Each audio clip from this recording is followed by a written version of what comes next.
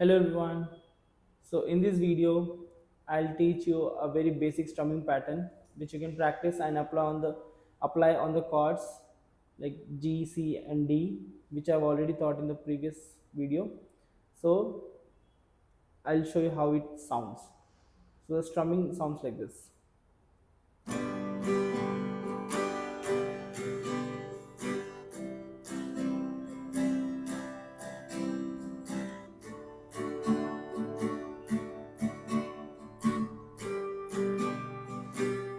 So this is the strumming.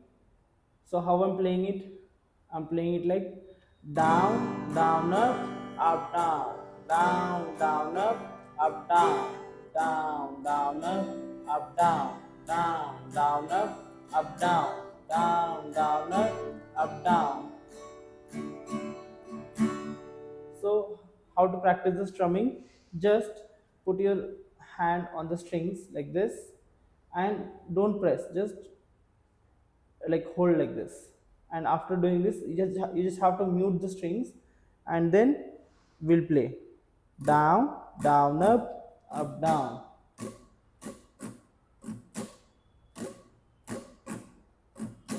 down, down, up, down. Now hold any chord and play that.